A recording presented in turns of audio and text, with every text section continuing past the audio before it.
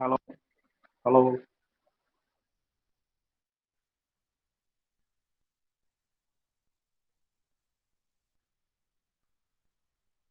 Can you hear me?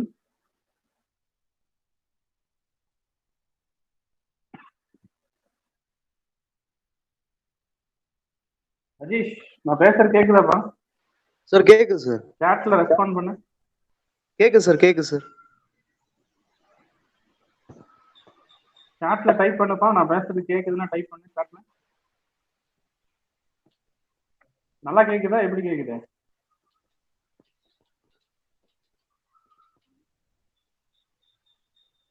Okay, okay. So let us start today's class. Today's class will be uh, on the circle diagram of induction motor. It is a graphical representation method to find out the performance of an induction motor. Before going to the circle diagram, we will just review previous class topics. We are dealing with induction motor. Induction motor is nothing but a rotating transformer. It has a stator and a rotor. The stator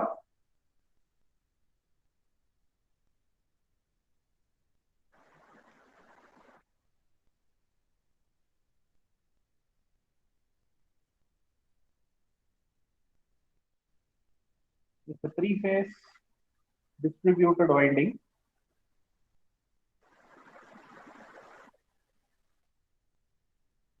With each phase distributed with respect to each other by 120 degrees. The rotor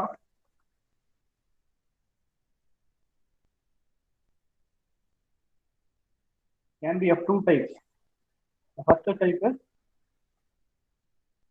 squirrel gauge rotor, and the second type is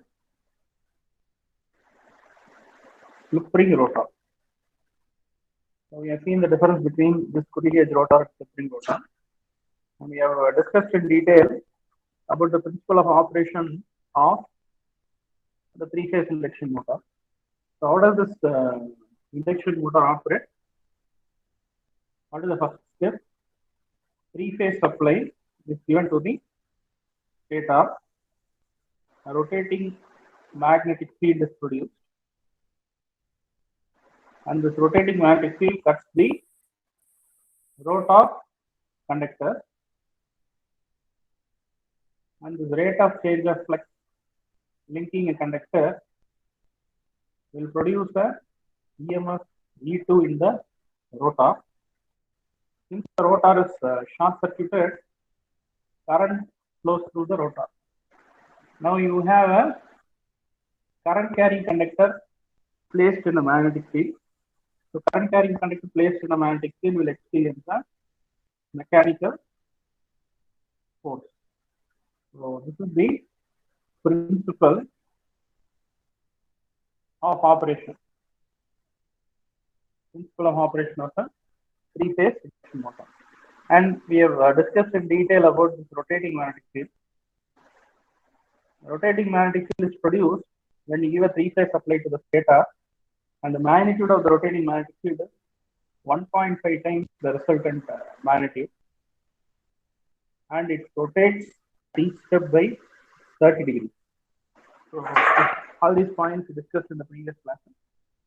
And from this, we have defined two important formulas. One is the synchronous speed. One is the synchronous speed.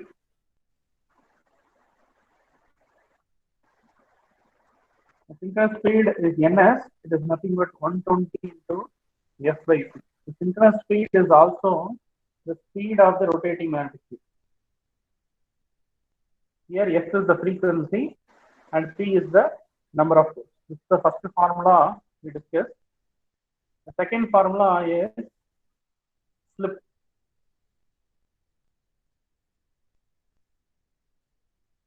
Slip s equal to ns minus nr divided by ns. Ns is the speed of the rotating magnetic field. nr is the speed of the rotor. But at any point of time for induction motor to operate, the stator speed should not be equal to the rotor speed. Stator speed and rotor speed should not be the same. If the stator speed and rotor speed are same, what will happen? There will be no relative motion between the stator and rotor, and there will be no induced EMF. Z2 will not be there. When Ns equal to Nr, Z2 will not be there. And since E2 is not there, I2 will not be there. Since I2 is not there, there will be no current carrying conductor that will be placed in the magnetic field, and there will be no torque produced. So you should always remember induction motor, stator speed and rotor speed will never be equal. In an induction motor, the stator speed and rotor speed will never be equal. Next, we proceeded to the equivalent circuit of induction motor, the basic equivalent circuit. And this is also called as the transformer equivalent circuit.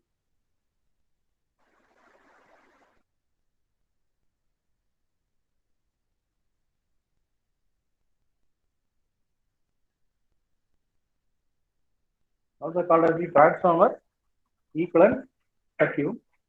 So the left hand side is the state. You have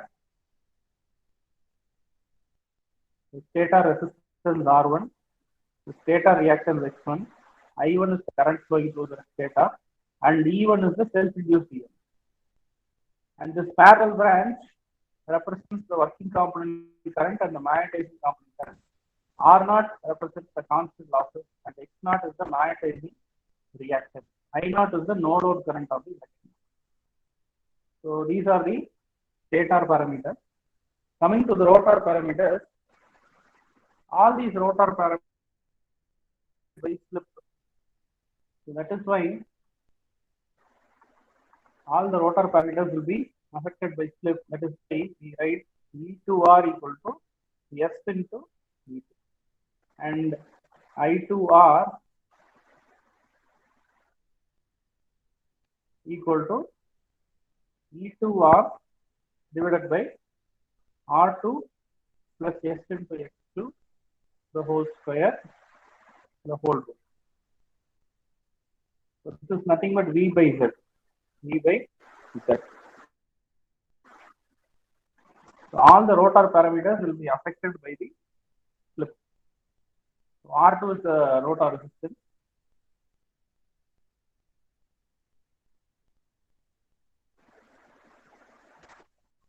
R2 is the rotor resistance. S into X2 is the rotor reactance. E2R is the mutually induced EMF. E2R is the mutually induced EMF. All these points we discussed. This is the basic equivalent circuit.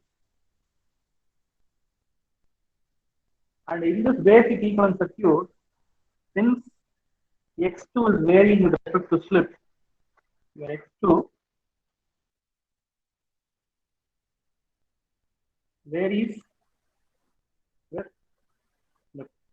So that is why we put a varying symbol here. So X2 is varying. Since slip of the induction motor varies from no load to full load, we are going to put a rheostat like symbol, varying symbol in S into X2. And all the other parameters will remain same. The stator parameters and the rotor parameters will remain same. Next, we will take the rotor circuit alone. We will take the rotor circuit alone. We will modify the rotor circuit. How did we modify the rotor circuit? Our rotor current I2R equal to S into E2 divided by R2 the whole square plus S into X2 the whole square, the whole root. So this is I2R. I will take this R2 square plus S into X2 the whole square. When you divide this by S, when you divide I2R by S, what you will get? I'm going to divide this equation by S. So I will get E2 divided by R2 by S the whole square plus X to the whole square. X to the whole square the whole. Now you will take this R2 by S alone. You take this R2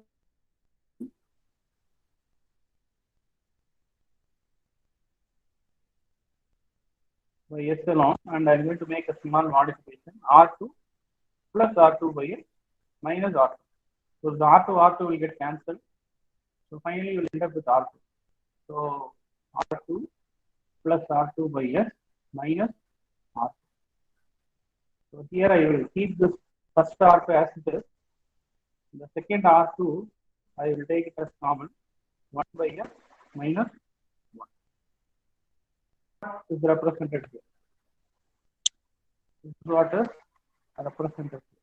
The first R2 will remain as it is.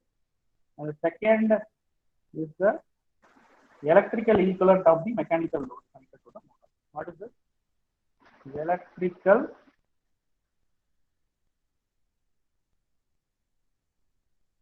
equivalent of the mechanical load connected to the induction. So we have slightly modified the rotor circuit. After modification, we have removed the transformer primary and secondary winding. We have removed the transformer primary and secondary winding, and we have included some components called as the prime component.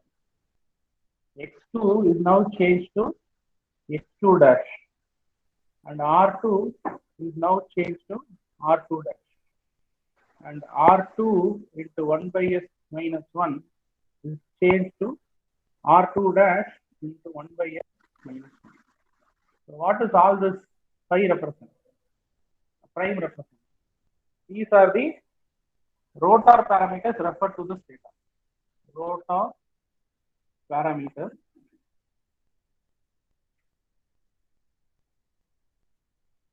refer to the stator, and these can be computed with the help of the transmission ratio. K equal to E2 by E1 equal to I1 by I2 equal to N1 by N. Using this transformation ratio, this is the transformation ratio.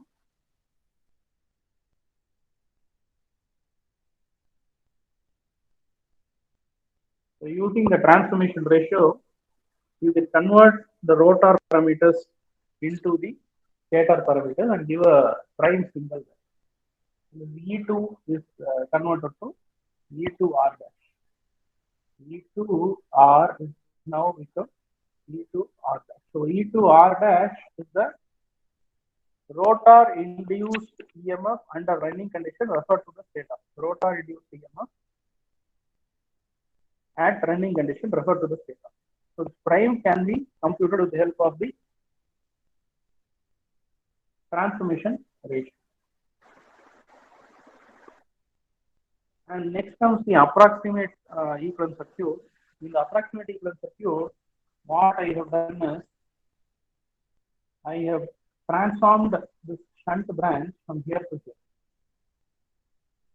In the previous circuit diagram, the shunt branch was after X1.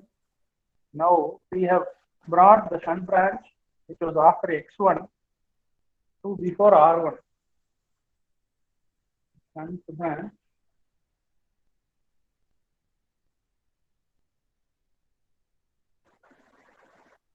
is brought before R1. Shunt branch is brought before R1. So this is the approximate equivalent circuit of the induction motor. Next step, we will just combine the stator resistance R1 plus the rotor resistance R2 dash, and we will call it as R01. And we will combine the stator reactance X1 and the rotor reactance referred to the primary X2 dash, and we will call it as X01. And this load remains as it is. What is the load? Mechanical, the electrical equivalent of the mechanical load is nothing but R2 dash into 1 by S minus 1 will remain as it is, and this load is varying. This load is varying.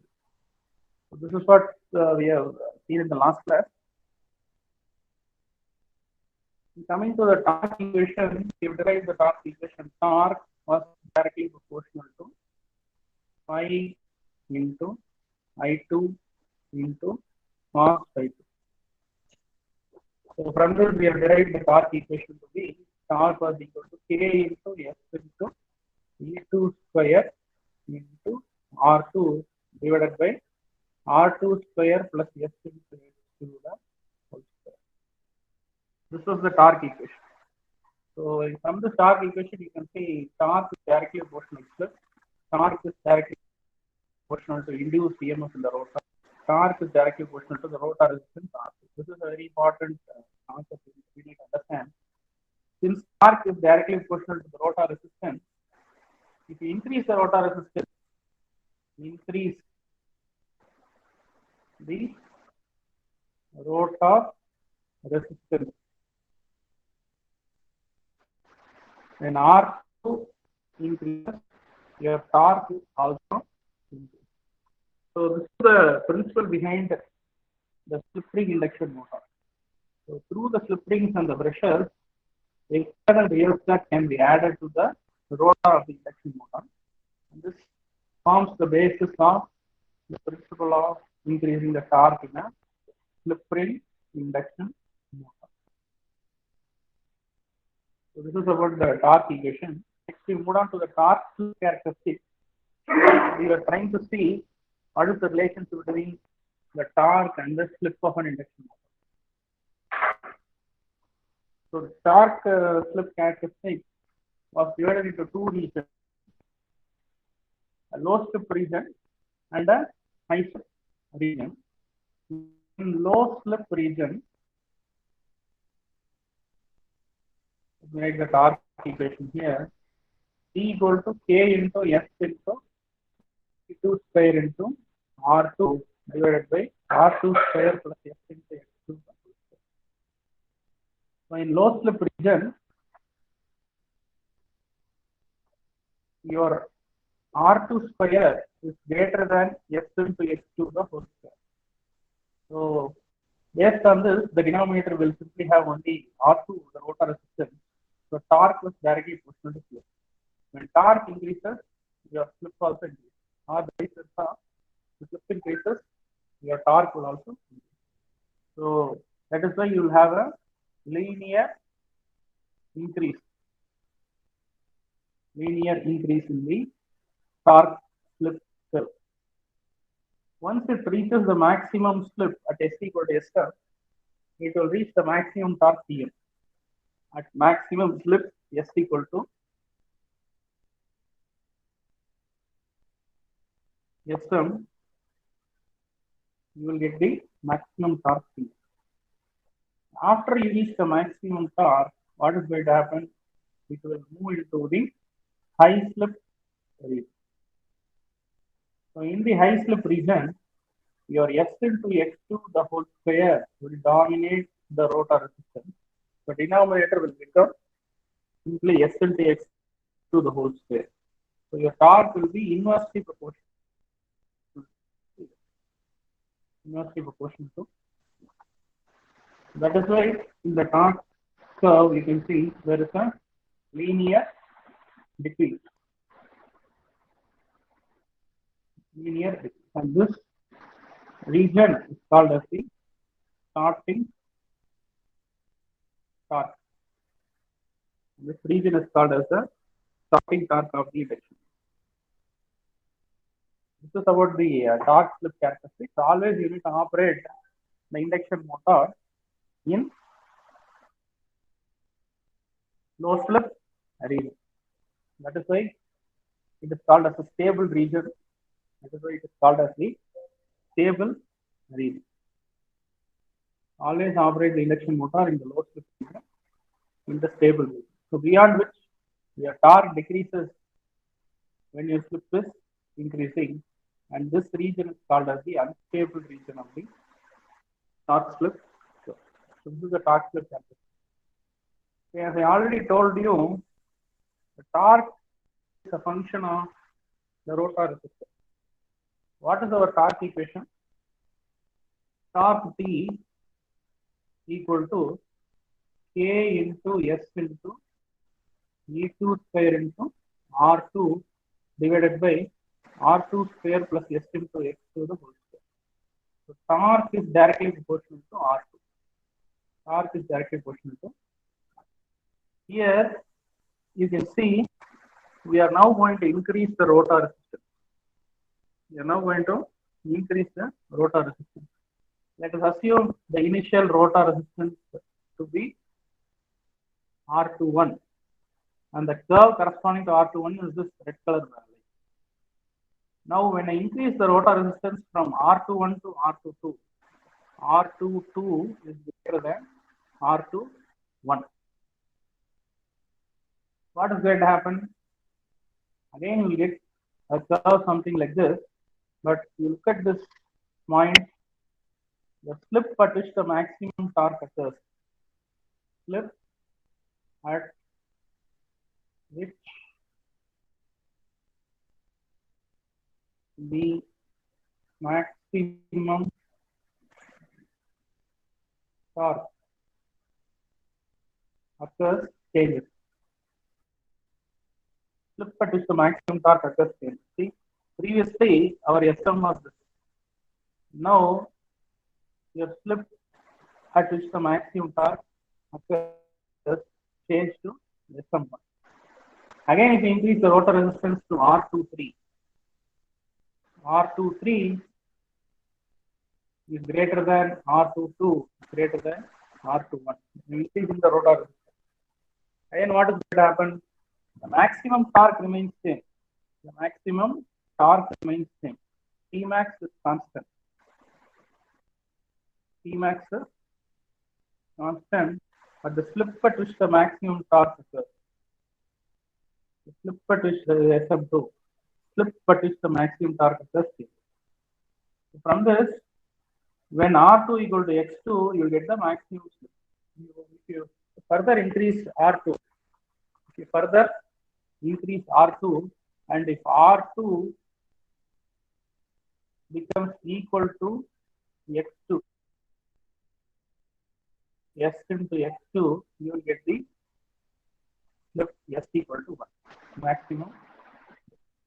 This can be simply found out by derivating the torque equation and equating it to 0.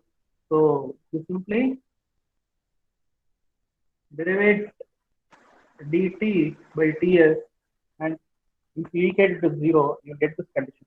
Under the condition R2 equal to S into X2, you will get the maximum slip S equal to 1. At slip S equal to 1, you will get the maximum torque also. So this is the effect of rotor resistance on slip of the induction motor. Hope this point is clear. So this class we will deal with the circle diagram of induction motor. Previously we discussed about the construction of induction motor, the different types of rotor, the production of rotating magnetic field in induction motor, the principle of operation. We have also seen the effect of slip on the rotor parameters, the equivalent circuit of induction motor, the torque slip characteristics, the derivation of torque equation. All these are the prerequisites for this circle diagram. So what is the circle diagram? Any machine, if you want to analyze the performance of any machine, how will you do it? For example, let us take a DC motor. You want to check whether the motor is performing in a good way or not. How will you do it?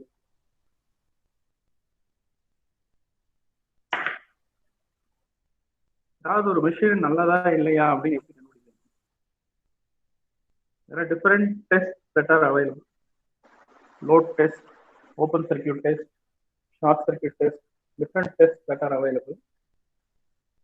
You can do any one of these tests and identify the efficiency, the torque produced, the input power, the output power, all the performance parameters can be identified.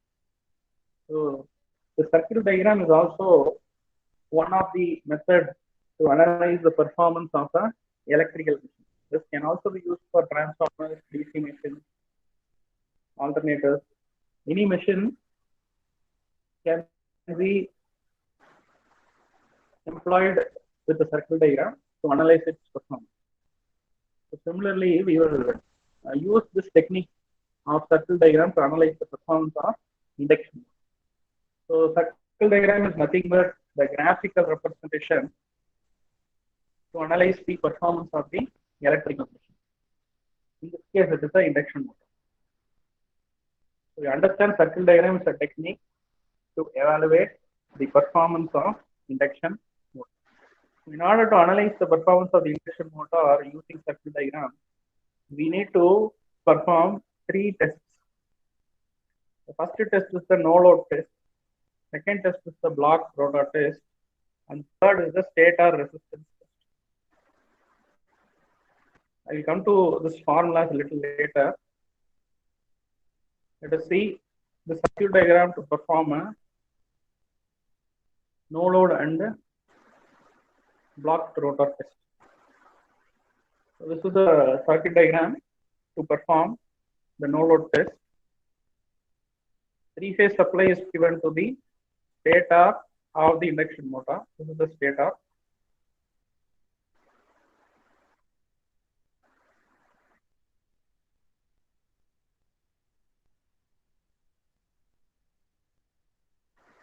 And the voltage applied to the stator is varied with the help of an auto transformer starter.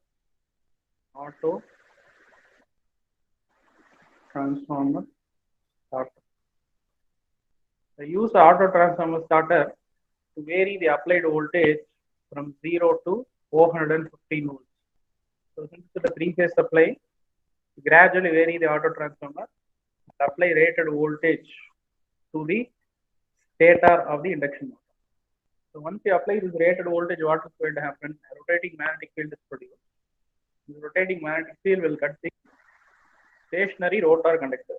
Stationary rotor conductor. And due to the relative motion between the stator and the rotor, an EMF will be induced in the rotor conductors, E2.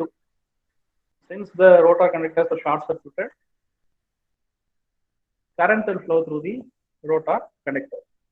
So current carrying conductor, when it is placed in magnetic field, it is going to experience a mechanical force and the motor will start rotating. Since we are going to perform a no load test, we should not connect any load to the induction. Spin balance reading should be 0. Spin balance reading should be 0. Under no load conditions, you measure what is the power drawn by the stator from the mains. How will you measure the power using 2 wattmeter method? We are going to use 2 wattmeters, W1 and W2. Both are unity power factor wattmeters. And we will measure what is the power drawn by the motor from the coupler. So this is a tabular column for conducting the no load test. No load test of the induction motor is run at no load, and by 2 wattmeter method, the total power consumed is calculated, which is composed of the no load losses. This is a very important point to be noted. The wattmeter reading from the no load test will give the no load losses of the induction. No load losses meaning the hysteresis and the eddy current, constant loss. And there will also be a small amount of copper loss due to the no load current that is flowing to the rotor of the induction. So this is the tabular column. The voltage VOC,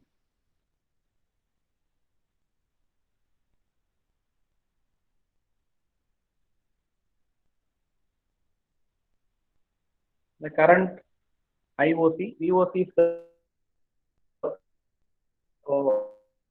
open circuit voltage or the no load voltage, IOC strip current, and wattmeter readings W1 and W2. You multiply the wattmeter readings with multiplication factor M1, and the addition of these two wattmeter readings W1 plus W2, the total power, this we call it as WOC, or the no load power of the induction. W naught, we will call it as W naught. Now let us come to this formula. What is the formula for power in a three-phase circuit? Power P equal to root 3 into VL into IL into cos phi. So from this, if I want to find out cos phi equal to P by root 3 into VL into VL. The same formula is being used here. Instead of P, we have simply written it as W naught. Instead of P, we are simply writing it as W naught.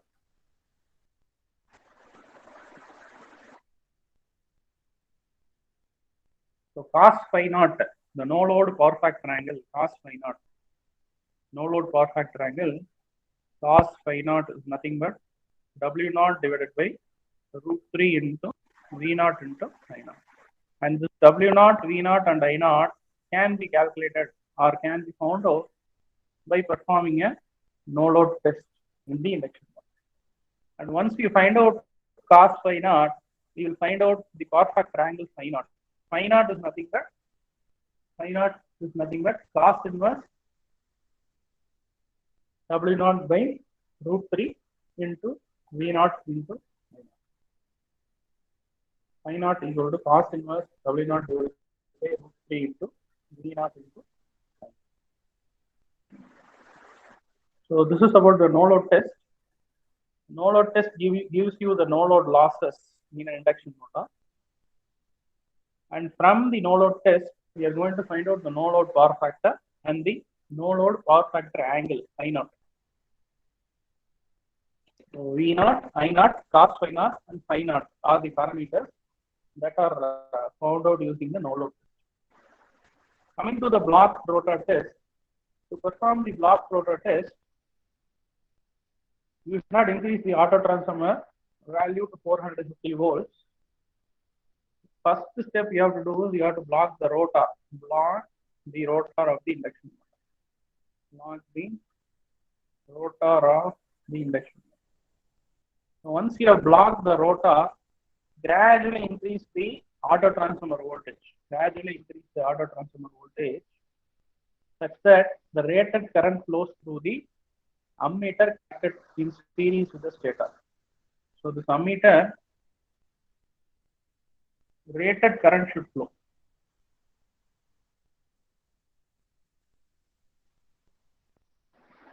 So up to the rated current, you vary this auto transformer. So you will get a similar table to the no load test. VSC is the short circuit voltage that is applied with the help of the auto transformer, VSC.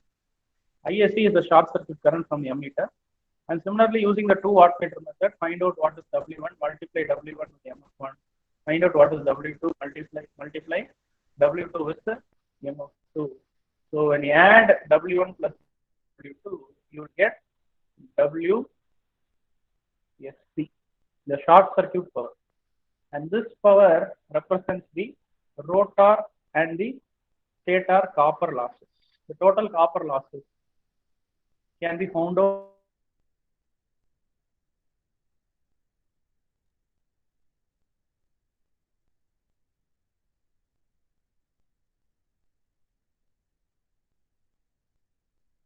cos phi SC equal to WSC divided by root 3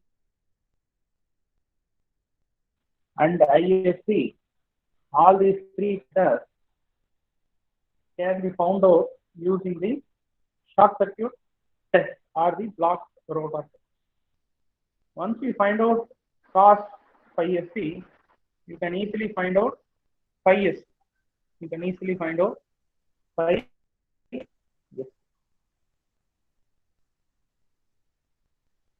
You are able to see my screen? No, sir.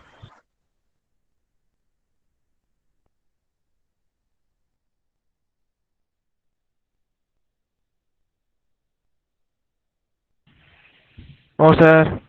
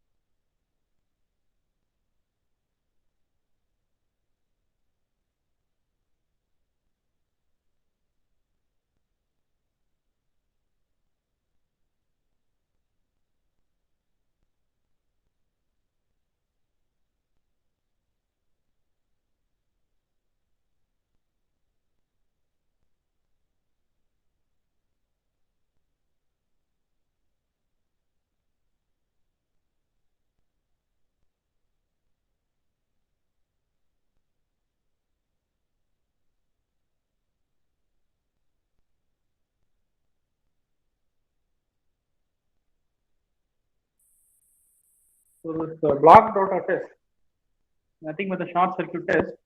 From the short circuit test, we can find out the short circuit power factor angle phi SC, short circuit power factor cos phi SC, phi SC, VSC, I. So these are the four parameters that we can find out from the short circuit test. So this formula ISN equal to ISC into V naught by VSC is used in the circuit diagram.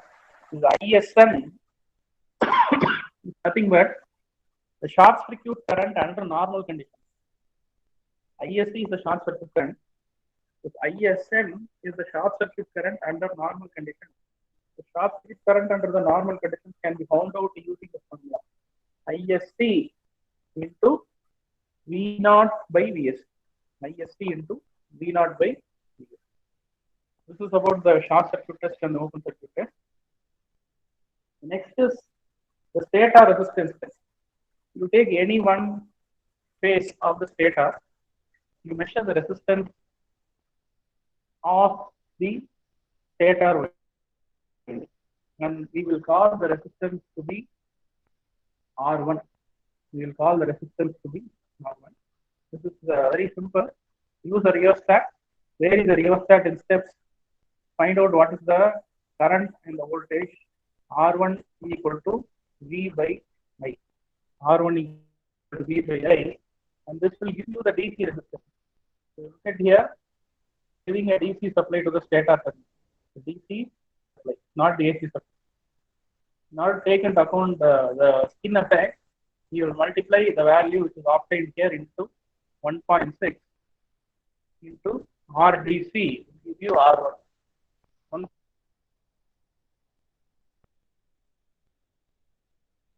1.6 into RDC will give you R1. So this is the data resistance.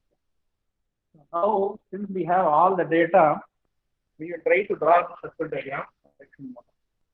In order to draw the circuit diagram of the induction motor, we need to conduct no test. From the no load test, we will find out what is V naught, phi naught, cos phi naught, and phi naught. From the short circuit test, we will find out what is VSC, what is ISC, cos phi SC, and phi SC. So these are all the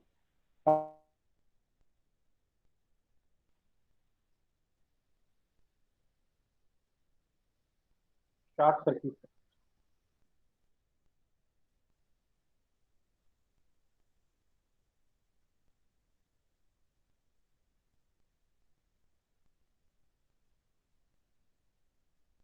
தம்பி screen தெரியலமா? எந்த screen தெரியல? Responding chat எந்த screen இப்ப தெரியல? ஒரு blank screen தெரியுதா? x axis and y axis. What is the title slide?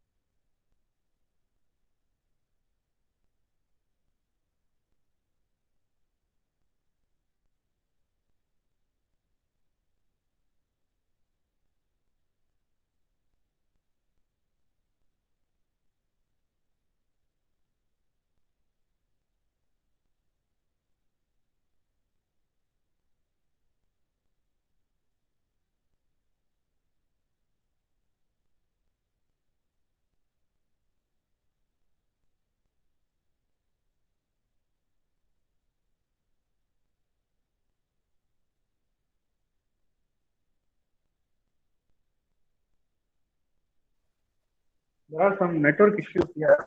So again, I will share the screen. In order to draw the circle diagram, we need these parameters: V naught, I naught, cos phi naught, and phi naught from the no load test. ESC, ISC, cos phi SC, and phi SC from the short circuit test. In addition to that, we need to know what is the stator resistance R1.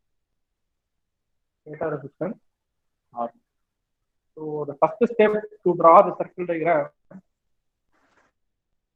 is to plot the x-axis and y-axis, and your y-axis is the phase voltage V, and you keep the x-axis as it is. Let us call this as x-axis. So this is the first step. Draw the x-axis and y-axis. In y-axis, you plot the phase voltage, and x-axis will remain as it is. Next step, this is V phase. The next step is to draw I naught at an angle I naught with respect to V. I naught at an angle I naught with respect to V. This is the first step. I naught is the no load current of the induction motor. You draw this no load current of the induction motor, take a proper scale.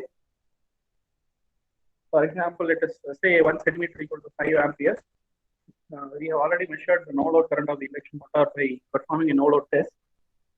Use appropriate scale. Draw I naught at an angle I naught with respect to the y-axis.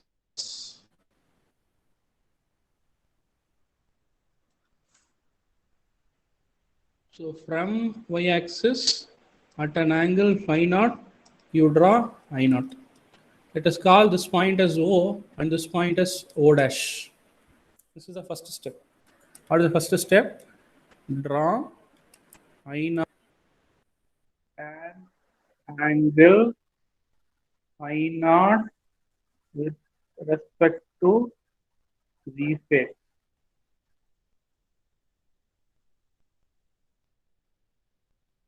Choose proper scale. 1 centimeter equal to 5 amps. For example, need not be 1 centimeter equal to 5 amps all the time. For example, I am telling you, choose proper scale, then draw I naught at an angle I naught with respect to VPH, and this I naught and phi naught we have found out using the no load test of the induction motor. No load test of the induction motor. So this is the first step. The second step, you draw a line parallel to the x-axis. draw a line parallel to the x-axis. Draw a line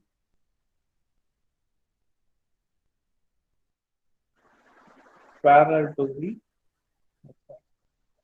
So hope all of you are taking notes. You follow instructions step by step and try to draw the special diagram. Only if you draw, you will be able to understand. If you go step by step, first we have drawn I naught at an angle phi naught with respect to VPH. We call this point as O and this point as O dash. Now we have drawn this line parallel to the x-axis. This line parallel to the x-axis. This is the second step. The third step is find out ISN. What is ISN? ISN is the short circuit current under normal conditions. ISC into V naught by Vs. So use this formula. Find out what is the short circuit current under normal conditions. ISN. We have already taken a proper scale. 1 centimeter equal to 5 amperes. For example, you draw this ISN at an angle phi SC from the voltage phasor V. So this is phi SC and this is ISN. You have drawn ISN at an angle phi SC. Previously, you have drawn I naught at an angle phi naught. This is O, this is O dash. Let us call this point as D, some point D here. Third step is compute ISN and draw ISN at an angle phi SC with respect to V. This is the third step. Compute ISN and draw ISN at an angle phi SC with respect to V. So this is the third step. And this ISN can be computed from the data that we got using the short circuit test. So ISC is the short circuit current, V naught is the open circuit voltage, VSC is the short circuit voltage. Using all these parameters, you can find out what is the short circuit current under normal conditions. What is ISN? ISN is the short circuit current at normal conditions. Short circuit current under normal conditions. This is the third step. And the fourth step is you join O and A. Let us call this point as O, this point as O dash, and this point is B, and let us call this point as A. The next step is join O dash A. Join O dash A. So this is I naught, this is ISN. I naught is drawn at an angle phi naught. ISN is drawn at an angle phi SC. Join O dash A. This is the next step. After joining these 2 points O dash A, you draw a perpendicular bisector, or you bisect that line O dash A. Next step is O dash B, A, bisect the line O dash A such that the bisector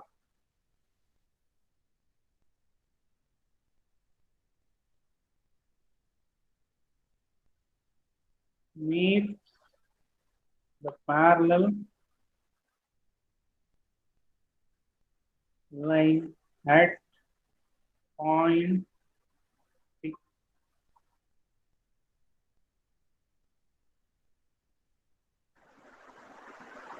So this is the point C.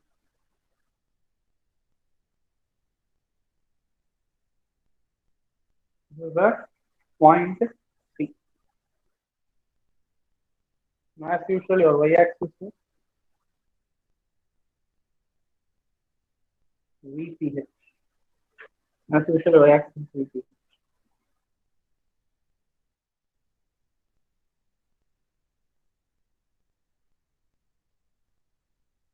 Bisect the line OA dash such that the bisector meets the parallel line at C.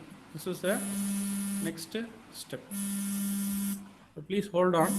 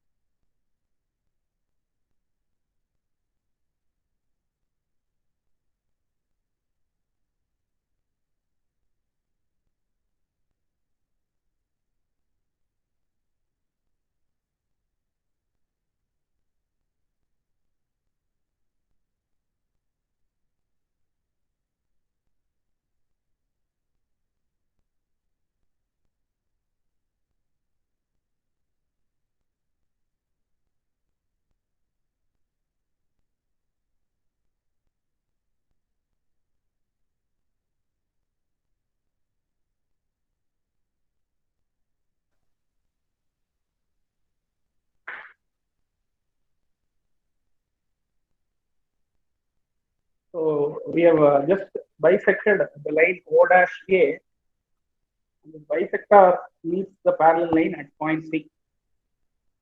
And the next step is with C as center and O dash C as radius.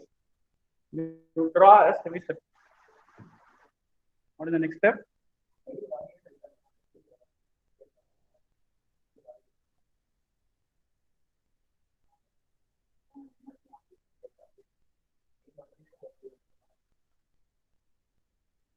With C as center and O dash C as radius, draw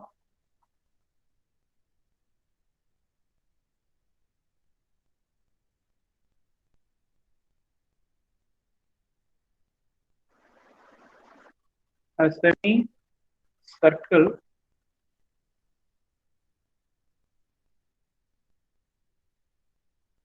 such that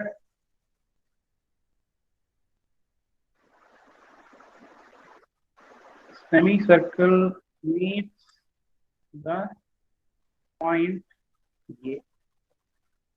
So this is the next step. We'll mark the points once again. This is O. This is O dash.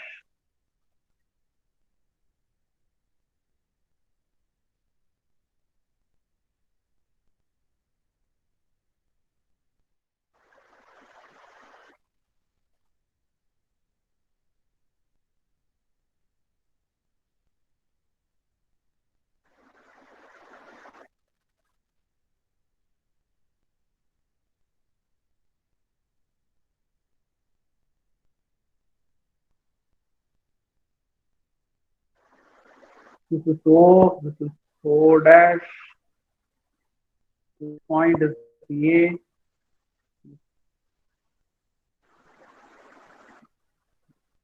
this is C, and this is D. This is I naught at an angle phi naught. This is ISM at an angle phi SM. This is ISM. So now we have drawn a semicircle with C as center and O dash C as radius. We have drawn a semicircle. This is the next step.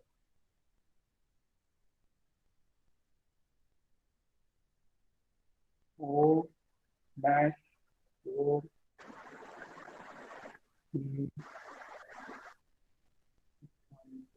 C.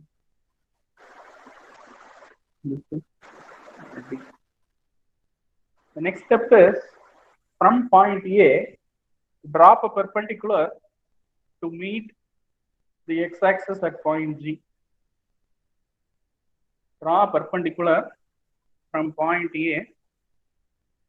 Draw a perpendicular from point A to meet the x-axis at point G. Draw perpendicular to meet the point A. Draw a perpendicular from point A to meet the x-axis at point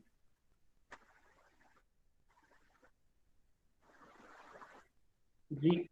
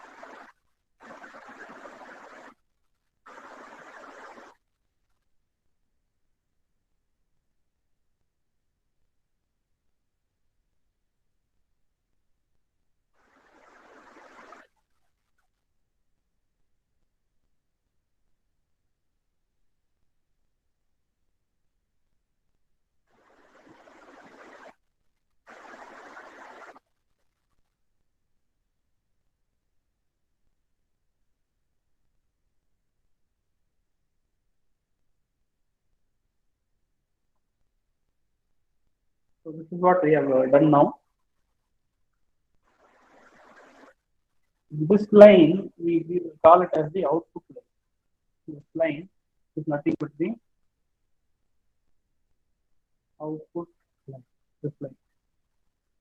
This line we call it as the output line. So far, we have done some few steps in drawing the circle diagram. The first step is we have drawn the x-axis and y-axis. In y-axis, it is the voltage per phase. In y-axis, it is the voltage per phase, VPH. And we have drawn I naught at an angle phi naught. We have drawn ISN at an angle phi st. We have joined the line O dash A. We have bisected the line O dash A, and that the bisector meets the parallel line at C, which C as center and O dash C as radius. We have drawn a semicircle. After drawing the semicircle from point A, we have drawn perpendicular to meet the x-axis at G. The next point is a very important step here. We need to locate some point called as E. So I will locate a point E along the line AG. Suppose let us assume the point is E here. I need to locate the point E along the line AG. And next what I will do is I will simply join O dash and E. So this is what we are going to next step. For this, I need to locate this point E. This point E can be found out for a squirrel cage induction motor using this formula. The stator copper loss of the induction motor can be found out by using this formula 3 ISC square into R1. I square R is nothing but the copper loss, since there are three phases of the stator. So 3 into ISC square into R1 is the stator copper loss of the induction motor. And the rotor copper loss of the induction motor,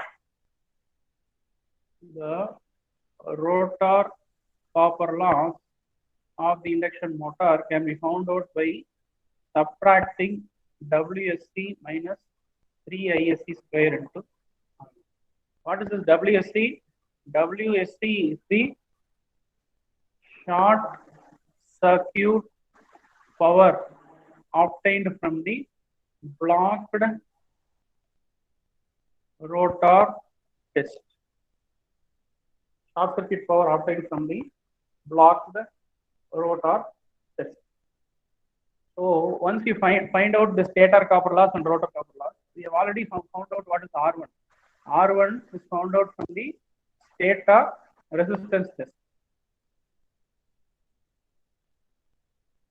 R1 is found out from the stator resistance test, and using 3 ISC square R1, you find out what is the stator copper loss, and you subtract the total copper loss from the short circuit test or the block rotor test. The wattmeter reading will give you the total copper loss of the induction motor. The total copper loss is the stator copper loss plus the rotor copper loss.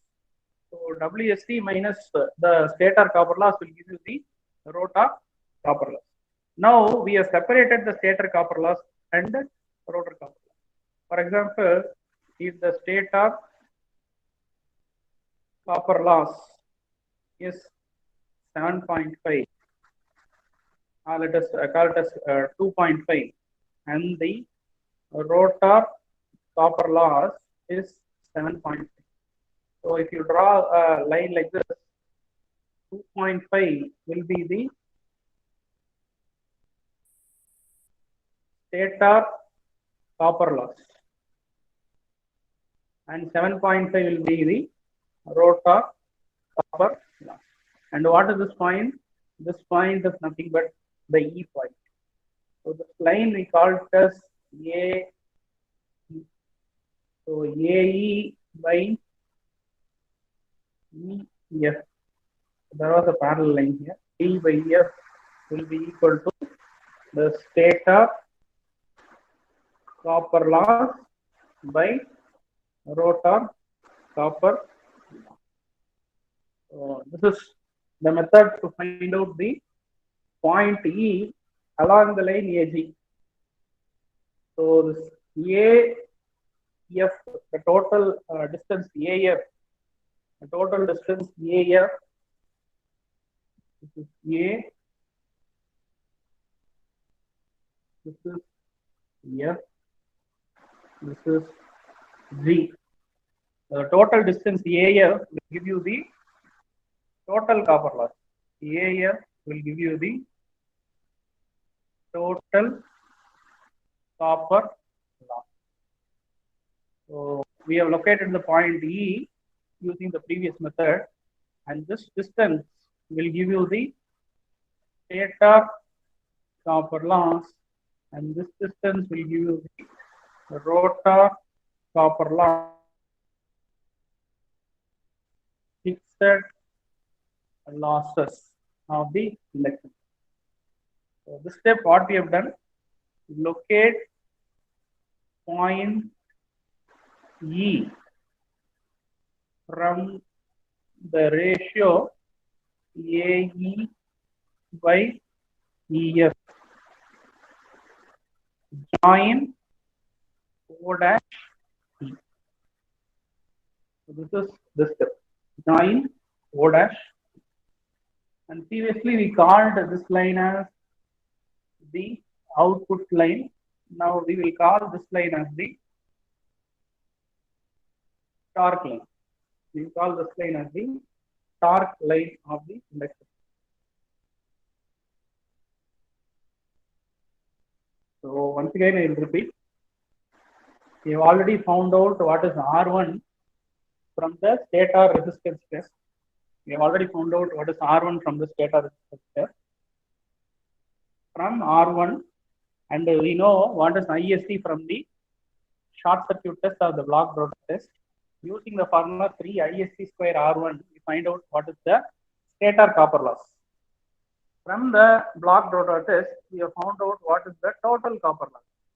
Total copper loss is nothing but the wattmeter reading in the block rotor test, WSC. WSC. When you subtract the stator copper loss from the total copper loss, you will get the rotor copper loss. You divide the ratio stator copper loss and rotor copper loss and find out the point E. So basically, you are going to use this ratio AE by EF. Find out what is the ratio between the stator copper loss and rotor copper loss, and you locate the point E in the circuit diagram. And you locate the point E in the circuit diagram. So the point is clear. This is O dash C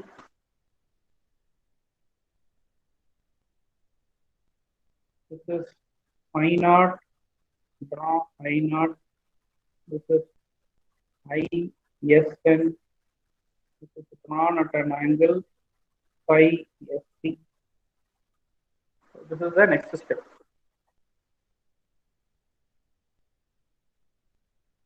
The next we need to find out what is the power scale. From the circuit diagram, you will find out what is the input power, what is the output power, what is the rotor copper loss, what is the stator copper loss. Everything will be in watts. So if you measure the distance, AE, you will get some distance in centimeter. But we need to convert that centimeter into watts. So for that, we need to arrive at something called as the power scale. We need to arrive at something called as the power scale. So there is a specific method to arrive at the power scale. How will you arrive at the power scale? The first step is to measure the length AG. So which is AG? So this is AG. We'll measure this length AG. From here to here. Measure the length AG.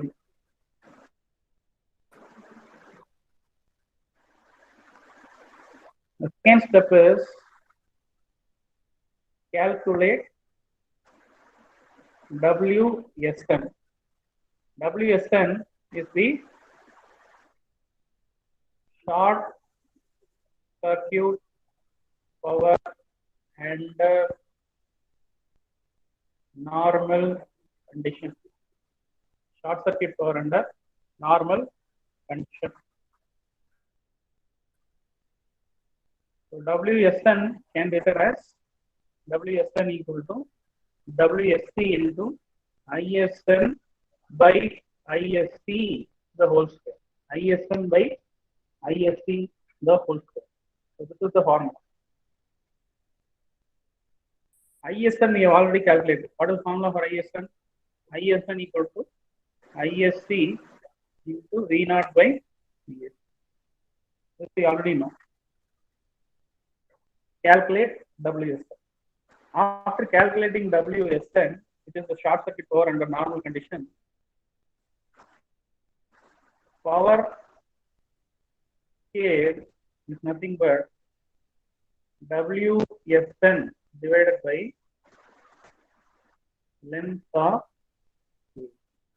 And you will get some value in watts per centimeter. This is the unit. So this is the method to calculate the power scale. How will you measure the power scale? How will you find out the power scale? Measure the length AG. You have to measure the length AG from the circuit diagram. The second step is to SN, which is the short circuit power under normal condition. Short circuit power under normal condition. WSN can be calculated using this formula WSC into ISN by ISC the whole square. So ISN will be equal to ISC into V naught by VC. That formula is already. So from these two data, the power scale can be found out by WSN divided by the length of AG. WSN divided by the length of AG. The unit of WSN is watt, and the length is usually centimeter. And every centimeter in the circuit diagram will be corresponding to some watts. That is the meaning of the power scale. Watts per centimeter. So this is calculating the power scale. The next, we need to find out what is the full load output point. Full load output point in the induction, in the circuit diagram. So this is the full load output point. I will tell you how to find out the full load output point. To find out the full load output point, first you need to find out the full load output. Full load output is equal to, if the rating of the induction motor is HP, you multiply it with 746 and you convert it into the corresponding watt. So 1 HP equal to 746 watts is given in HP. You convert this HP into 746 and the corresponding unit of watts will be obtained. Full load output in centimeter, this can be now given by full load output in centimeter can be given by full load output in watt. This is the previous step. Full load output in watt divided by power scale. Divided by the power scale. We have already calculated the power scale rate. So and so watts per centimeter. You divide both, you will get the full load output in centimeter. So what is this full load output? This is watts divided by watts per centimeter. Watts and both will get cancelled. You will get some centimeter, some value in centimeter. You take that value. Suppose we get some, for example, if you get 2 centimeters, you get 2 centimeters. You take that 2 centimeters from point A, you extend the line. From point A, you extend the line corresponding to the full load output and call it as W. For example, 2 centimeters. For example, 2 centimeters here. So this is the next step. So in order to obtain this step, first point you need to calculate the power scale. Second point you need to find out the full load output point.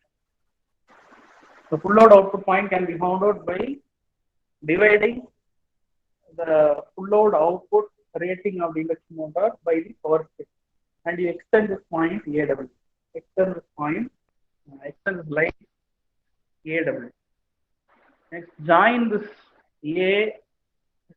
AW, draw a line from W parallel to the output line such that it meets the circle at point L. Next step is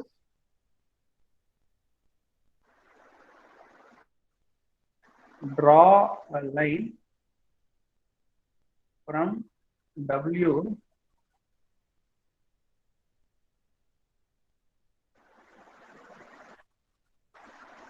parallel to the output line such that it meets the circle at point L. So this is point A, this is point W, this is point W, this is the output line, this is the dark line. Parallel to the output line, you draw a line meeting the circle at point S. Draw a line from W parallel to the output line such that it meets the circle at point L. So this is the point L.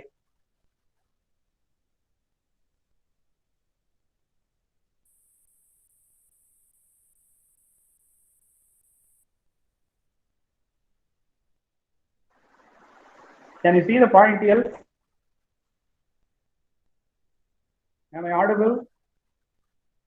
Post your comments in chat. Yes, now the point L. Is it visible? Can you see the point L in the circle diagram?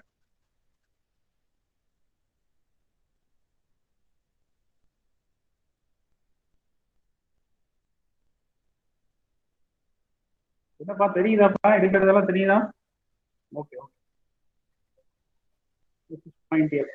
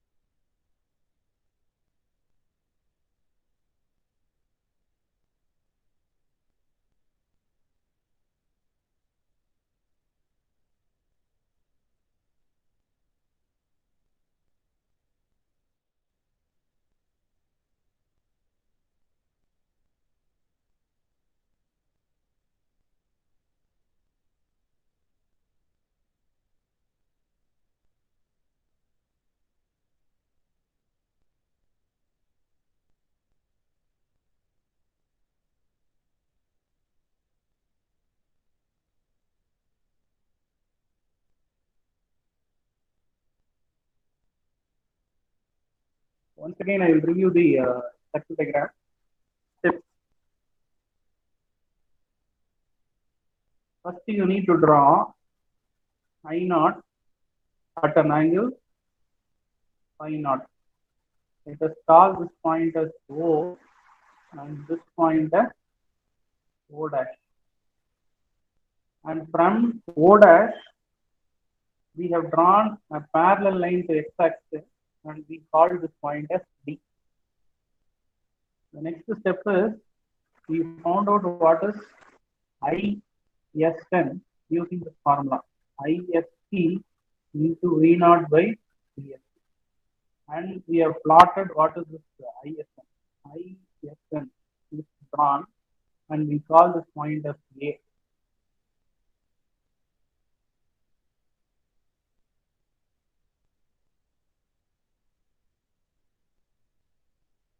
And we have drawn ISN at an angle phi SP. This is the next step. And after drawing ISN, we have joined the point O dash and A. We joined O dash and A, and this line is called as the output line. And after joining O dash A, we have drawn the perpendicular bisector. We have drawn the perpendicular bisector. This is the perpendicular bisector.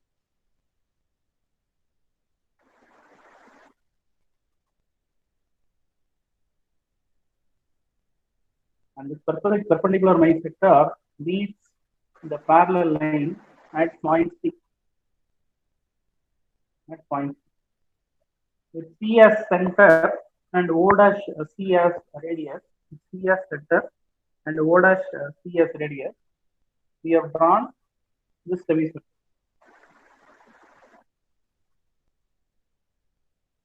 Drawn this semicircle. Now, after drawing this semicircle, we have drawn a perpendicular line from A to meet the x-axis at point G. And let us call this point as F. And next step is we locate a point E such that AE is the stator copper loss and ES is the rotor copper loss and FG is the fixed loss. And FG is the fixed loss. Next step is we calculated the power scale. How did we calculate the power scale? Power scale was equal to WSN by length AG, and the WSN was equal to WSC into ISN by ISC the whole square. ISN by ISC is the whole square. And after getting the power scale, we have found out the full load output point. Full load output point is equal to output in watt divided by power scale. Output in watts divided by power scale, and you got some centimeters, and we extended this line from the point A to W with the corresponding centimeter we got. Then from W, we have drawn a line parallel to the output line. And W, we have drawn a line parallel to the output line to meet the semicircle at point L. And the OL, the line OL, nothing but the stator current I1, and this is at an angle I1. The stator power factor angle and stator current are now found out. And this line is the torque line. This line is the torque line. Now you have drawn a perpendicular from the point L. You have drawn a perpendicular from the point L to meet the x-axis at point A, and this point is R, this point is Q, and this point is P. So this completes the circle. This completes the That's there. Hope all the points are clear.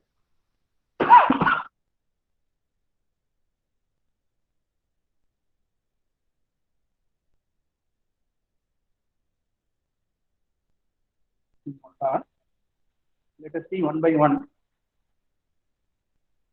I will mark the points once again. This is O dash.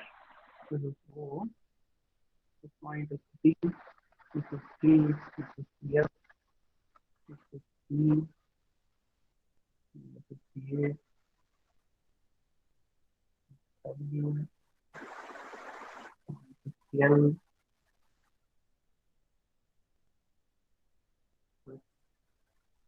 K. R. Q. P. This is P. Output line.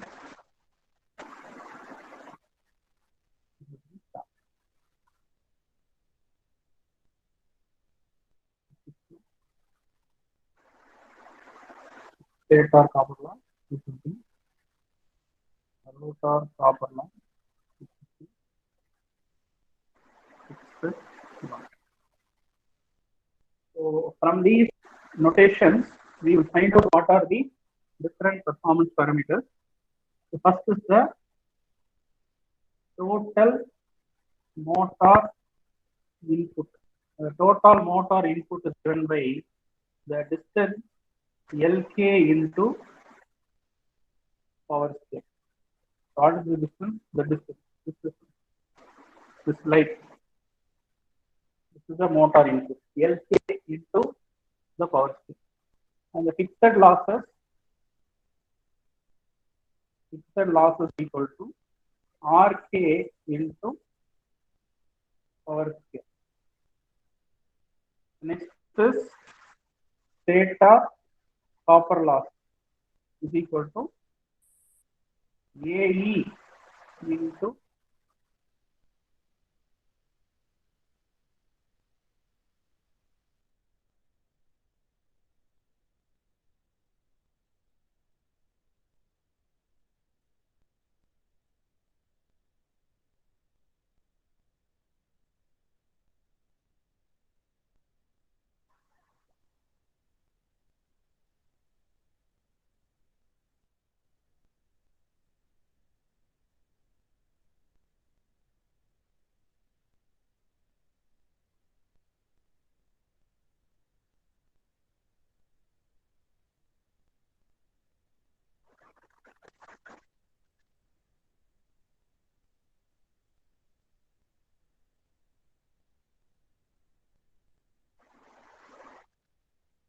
is the screen visible?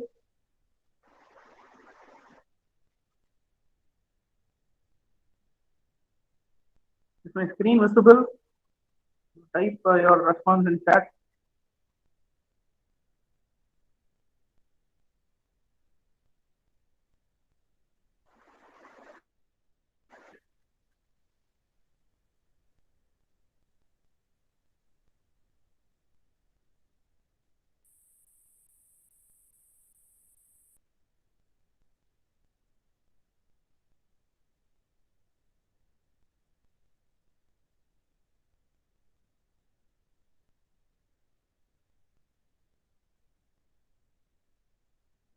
Now is it visible? I shared my screen. Now is it visible?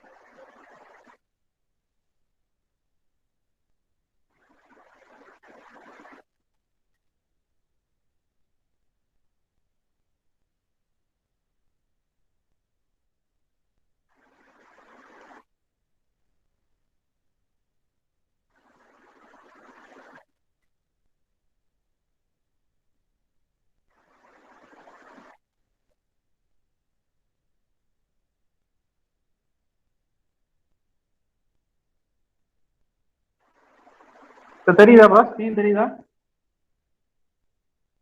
தெரியுது sir. Okay. Next is the rotor copper loss. Rotor copper loss is equal to PQ into power scale.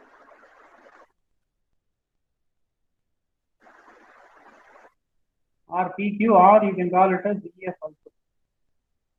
And AE, you can also call it as PQ. Or PQ.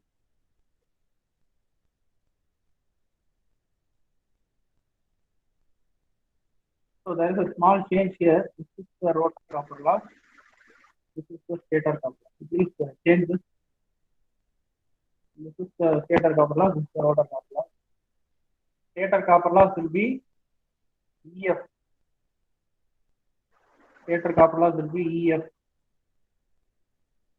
Rotor copper loss will be AE or PQ. Here it is EF or QR. Both are same. So stator copper loss is EF into power scale or QR into power scale. Both are same, the same distance. And the rotor copper loss is PQ into power scale or AE into the power scale. Next comes the total losses. Total losses is equal to PK into power scale. PK into power scale. The rotor output is equal to LP into power scale. The rotor input equal to LQ into power scale. So these are all the data that we can obtain from the circuit diagram. The motor input is the distance LK, the fixed losses is the distance RK or FG, both are same.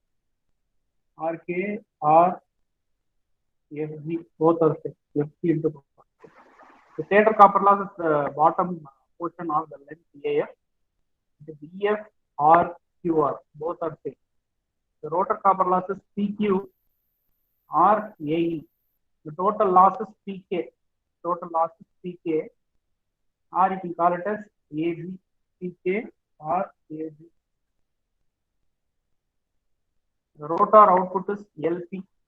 Rotor output is LP into power scale. Rotor input is LQ into the power scale. Similarly, you can find out other parameters like slip. You want to find out the slip of the induction motor. You have to use this formula PQ by LQ. PQ, what is PQ? PQ is the rotor copper loss. Rotor copper loss by LQ is the rotor input. So if you divide the rotor copper loss by rotor input, you will get the slip of the induction. Slip of the induction motor. And the motor efficiency. Efficiency can be found out by using LP by LK into 100. What is the LP? LP is the output. This is the output line. Output line starts here. This is the output line. So the distance LP is the output. And what is the LK? LK is the input. When you subtract this PQ and QR and RK, these are all the losses. When you subtract the losses from the input, you get the output. So LP is the output. This is the output. This is the input. This is the output. And this is the input. So efficiency can be found out by using this formula LP by LK. And cos phi, the input power factor can be found out by using LK by OL. You take this triangle. You take this triangle. LK is the adjacent side, OL is the hypotenuse, LK is the adjacent side, OL is the hypotenuse. From this we can find out the power factor also. So these are all the different parameters that can be found out using the circuit. So only one last step is remaining. We will wind up the class with that.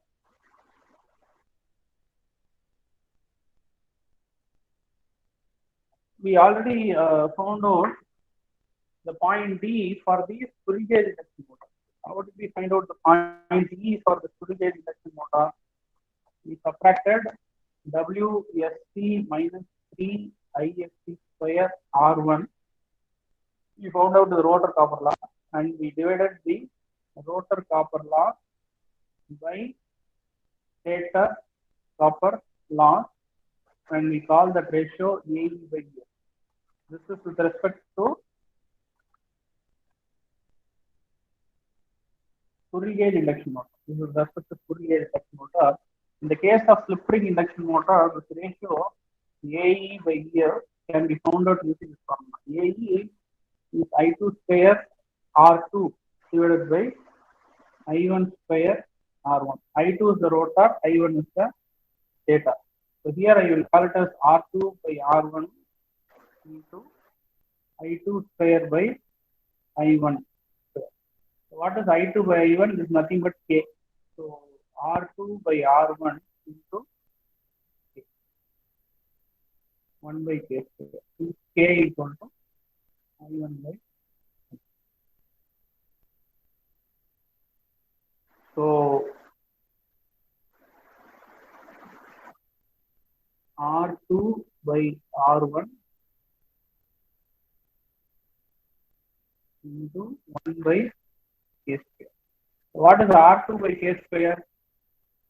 R2 by K square is R2 dash by R. So R2 dash equal to R2 by K square. Using this formula, you can find out what is AE by EF. AE by EF, the final formula here.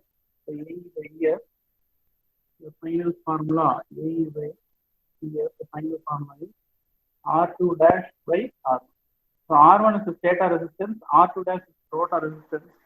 Rotor resistance, stator resistance will be given to you. Once the rotor resistance, stator resistance are given to you, you can easily find out what is AE by EF, the ratio, and you can locate the point E. You can locate the point E for the slip ring induction. What is point E? This is the point E. This is the point E. So we will wind up the class with this. Once you draw the circle diagram, all the steps will be clear to you. Next will be a homework question for you. You take down this question.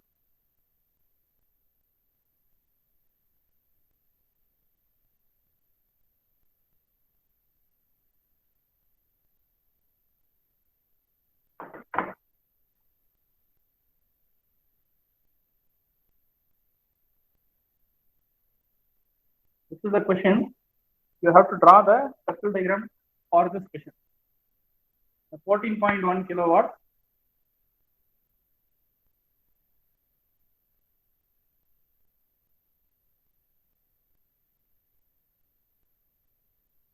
A 14.91 kilowatt, 3-phase, 400 volt, star connected slip ring induction motor gave the following result. So no load test data is given. No load voltage is 400 volts. No load current is 9 amps. No load power is 1250 watts. Block rotor test. Block rotor voltage is 150 volts, the short circuit voltage. The short circuit current ISC is 38 amperes. They are given only ISC. ISN you have to calculate. And the short circuit power is 400 watts. Short circuit power is 400 watts. From the circle diagram, find out the various parameters of the induction motor at standstill. And given what is the condition, rotor copper loss is equal to the stator copper loss. So rotor copper loss equal to stator copper loss means the location of point E is very simple. The length AF, you have to simply bisect into two. Since the stator copper loss and rotor copper loss are same, you have to bisect the length exactly into half. So you get the point E and you will finally arrive at the torque line. So the problem. You does homework and you submit in Google Classroom. Use proper graph sheets. Choose a proper scale, then draw the circle diagram. So this will be your circle diagram. Next class we will discuss about these results. Efficiency should come around 80.76.